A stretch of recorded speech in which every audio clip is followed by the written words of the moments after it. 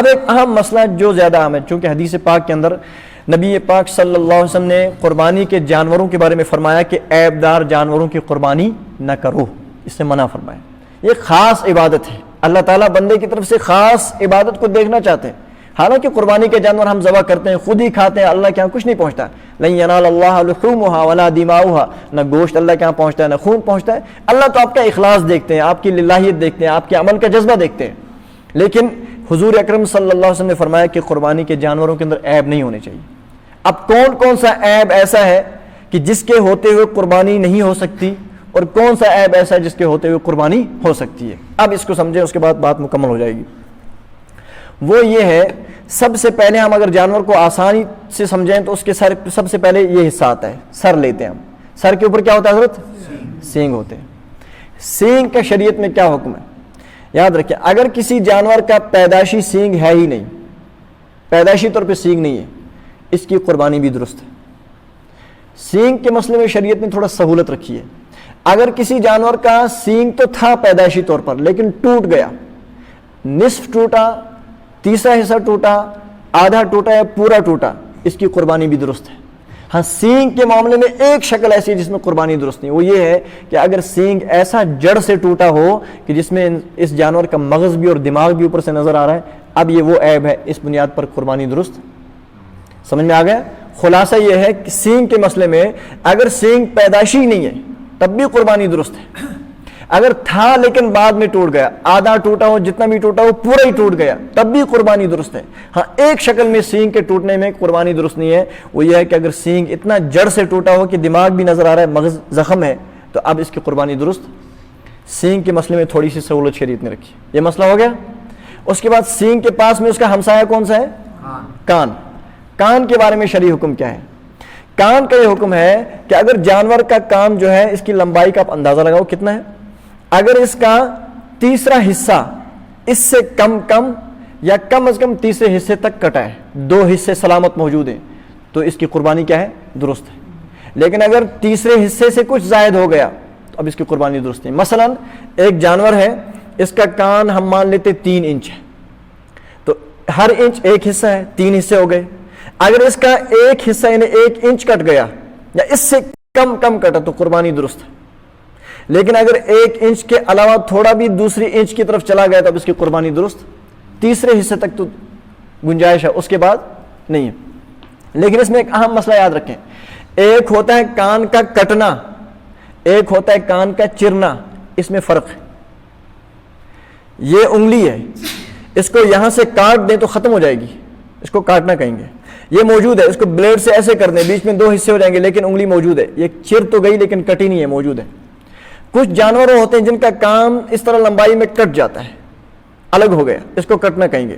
اس میں یہ مسئلہ ہے کہ تہائی تیسرے حصے سے کم ہے تو قربانی درست ہے، تیسرے حصے سے اوپر چلا گیا تو قربانی درست۔ ہمارے یہاں بہت سے جانور جاتے ہیں، تار میں کہیں گھستے ہیں تو کان چر جاتا ہے، کیا ہوتا ہے؟ بیچ میں سے 2 حصے ہو جاتے ہیں، یا بالکل وہ ریزر کی طرح کے 2 حصے ہو جاتے ہیں، بلیڈ کی طرح، لیکن کان دونوں کے حصے موجود ہوتے ہیں، دونوں حصے چر جاتا ہے، کٹتا نہیں ہے۔ اس کا حکم یہ اگر چرا ہوا ہو چاہے تیسرا حصہ بھی کیوں نہ ہو جائے تو اس کی قربانی درست ہے، کیونکہ کان موجود ہے۔ کان کیا ہے؟ موجود ہے، کٹنے کا الگ مسئلہ ہے۔ یہ سمجھ میں آ گیا؟ اب اسی کے ساتھ ایک جدید مسئلہ جڑا ہوا ہے، وہ یہ کہ آج کل بہت سارے جانوروں کو نشان زد کرتے ہیں، کبھی ویٹرنری والے یا کبھی کوئی اور بندہ نشان کے طور پر اپنے جانور کو کچھ، کبھی یہاں دبا لگاتا ہے، کوئی ٹکٹ لگاتا ہے، کہیں تھوڑا سا جلا لیتا ہے۔ کیا اس طرح کا نشان جو اس سے پڑتا ہے یہ بھی عیب ہے؟ قربانی ہوگی یا نہیں؟ اگر اس سے اچھا جانور آپ کو ملتا ہے بغیر نشان والا تو زیادہ بہتر ہے، لیکن اس طرح کا جو نشان ہے یہ عیب شمار نہیں ہوتا، اس سے ہوتے ہوئے قربانی ہو جائے گی، کوئی حرج نہیں۔ سمجھ میں آ گیا؟ تو 2 مسئلے آگے، ایک سینگ کا، نمبر 2 کان کا۔ تیسرا مسئلہ ہے ان کے ساتھ میں پڑوس میں کون سی چیز ہے؟ جانور کی آنکھیں۔ اگر کوئی جانور بالکل کانا ہو اس کی قربانی بھی درست نہیں ہے، بالکل اندھا ہو اس کی بھی درست نہیں ہے۔ اندھا اور کانا سمجھتے ہیں آپ فرق کیا ہے؟ کوشر پیٹ آنکھ چیسا اون بیاگو کون، ان میں فرق ہے۔ کانا شاید کشمیری میں اسی کو کہتے ہیں کون جس کی آنکھ ہے ہی نہیں، پھٹ گئی ہے، اور اندھا اس کو کہتے ہیں آنکھ تو موجود ہے لیکن لائٹ نہیں ہے، ایسا ہی ہے۔ اندھا اور کانا میں یہ فرق ہوتا ہے۔ اگر جانور کی دونوں آنکھیں ہی نہیں ہے اس کی قربانی بھی درست نہیں ہے۔ اگر آنکھیں تو ہیں لیکن دونوں میں لائٹ ہی نہیں ہے اس کی قربانی بھی درست نہیں ہے۔ لیکن اگر ایک آنکھ میں لائٹ ہے ایک میں نہیں ہے تو اب دیکھنا ہے کہ دوسری آنکھ میں کتنی لائٹ کم ہے، اس کو چیک کرنا ہے۔ یہ ہے مسئلہ نازک کہ جانور، شریعت نے پہلے مسئلہ بیان کر دیا کہ اگر اس کی ایک آنکھ سلامت ہے اور دوسری آنکھ کی روشنی کیا ہے، کم ہے، تو آپ دیکھو دوسری آنکھ کی لائٹ اگر 2 حصے موجود ہیں، ہم فرض کر لیتے ہیں کل لائٹ 3 حصے ہوتے ہیں، 2 حصے موجود ہیں، ایک حصہ ختم ہے، تب تو قربانی درست ہے۔ ایک حصے سے زیادہ موجود نہیں ہے تو قربانی درست۔ لیکن اب عوام کے لیے مسئلہ ہے کون چیک کرے کتنے حصے موجود ہیں؟ اللہ جزائے خیر دے علماء کرام کو، اللہ جزائے خیر دے امت کے ماہرین اور فقہا کو، انہوں نے اس مسئلے کو بھی حل کر دیا۔ فقہ کی بہت مشہور کتاب ہے ہدایہ، جو ہماری اسلامی فقہ کی معتبر کتاب ہے، 80 ولیومز جلدوں کے اندر لکھی گئی تھی، پھر اس کو اور مختصر کیا گیا، اب 4 جلدوں میں مدارس اسلامیہ میں پڑھائی جاتی ہے، اسلامی قانون کی کتاب ہے، بہت شاندار۔ اس میں اس کی وضاحت لکھی ہوئی ہے کہ اب اگر کسی جانور کی لائٹ کو آپ نے ٹیسٹ کرنا ہو کتنی ہے کتنی نہیں تو کیسے پرکھو گے؟ تو علماء نے لکھا ہے آپ ایسا کرو، ایک جانور کی ایک آنکھ سلامت ہے، دوسری آنکھ سلامت نہیں ہے، یعنی اس کے لائٹ پوری صحیح نہیں ہے، اب کیسے پرکھو گے؟ تو فرمایا اس جانور کی جس کی ایک آنکھ میں لائٹ کے اندر کمی ہے، اس آنکھ پر پٹی وغیرہ کچھ باندھ دو، ٹھیک ہے، اس کو بند کر دیا، پھر اس کو کسی کھلے میدان میں لے جاؤ، روشنی اچھی ہے، پھر اس کو کسی ایک جگہ باندھ دو، اور اس کے سیدھ میں ڈائریکشن میں آگے جا کر کے مالک، ایک بندہ یہاں بیٹھے ایک آگے جائے، کوئی پسندیدہ چیز، وہ چیز جو یہ جانور پسند کرتا ہے گھاس وغیرہ، وہ لے کر کے دور سے آئے۔ اب یہ جانور دیکھو کتنے فاصلے پر اس کو نظر آ جائے گا اور یہ محسوس کرے گا، آپ کو محسوس ہوگا کہ اس کو نظر آ گیا اور یہ گھاس کو حاصل کرنا چاہتا ہے۔ جہاں پہ آپ کو یہ احساس ہوگا اس بندے کو، اس کا مطلب اتنا دور اس کی آنکھ صحیح آنکھ دیکھتی ہے، تو یا اس کی جگہ سے اس جگہ پر وہ بندہ فوراً اشارہ اس کو کر دے، دوسرا وہاں پر نشان ڈال دے زمین پر۔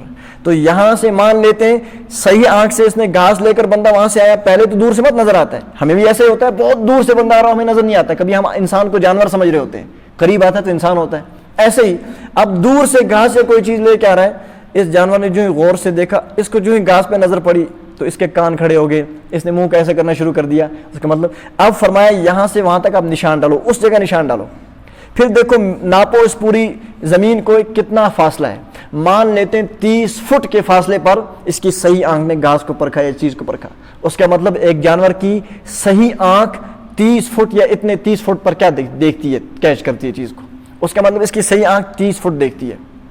اب اس کے بعد علماء فرماتے ہیں ہمیں چیک کرنا ہے اس آنکھ کو جس کے اندر لائٹ کم ہے، فرمایا کہ اب اس کی صحیح آنکھ پر پٹی رکھ دو، کیا کر دو، اب اس آنکھ کو بند کرو، اب جس آنکھ کے اندر تھوڑا کمی ہے، کم دیکھتا ہے، اس کو کھلا چھوڑو، اب اسی طرح اس کو اپنی اسی جگہ رکھو، دوسرا بندہ دور جائے اور وہ اسی گھاس وغیرہ کسی چیز کو لے کر کے آئے، دیکھو کتنے فاصلے پر اس کو نظر آئے گا اور یہ اظہار کرے گا، جہاں اس کو نظر آ جائے اس کا مطلب اس کی آنکھ وہاں تک کیچ کرتی ہے، وہاں پر زمین پہ نشان ڈالو۔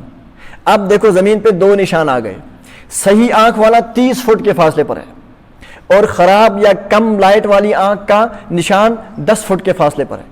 اب ان دونوں کو دیکھو، 30 فٹ اور 10 فٹ تو کتنے فٹ کم ہے، گویا 10 فٹ تک تو آنکھ دیکھتی ہے، 20 فٹ نہیں دیکھتی، گویا آنکھ کے اندر جو 30 فٹ کل لائٹ ہونی چاہیے تھی، ایک حصہ لائٹ موجود ہے، 2 حصے ختم ہے، گویا کم موجود ہے، زیادہ ختم ہے، اس کی قربانی درست۔ اور اگر ایسا ہوگا کہ 30 میں سے 20 کے علاوہ اس نے دیکھ لیا، 20 کے بعد کچھ 5-7 اتنا فٹ فاصلہ رہتا ہے، اس کا مطلب تیسرا حصہ سے کم اس کی لائٹ خراب ہے، تو فرمایا اب اس کی قربانی کیا ہے، درست ہے۔ سمجھ میں آ گیا؟ سب سو ہی رہے ہیں تو کون سمجھے گا؟ اس کے بعد ایک اہم مسئلہ ہے آنکھ کے بعد جانور کا آتا ہے، وہ ہے اس کے دانت۔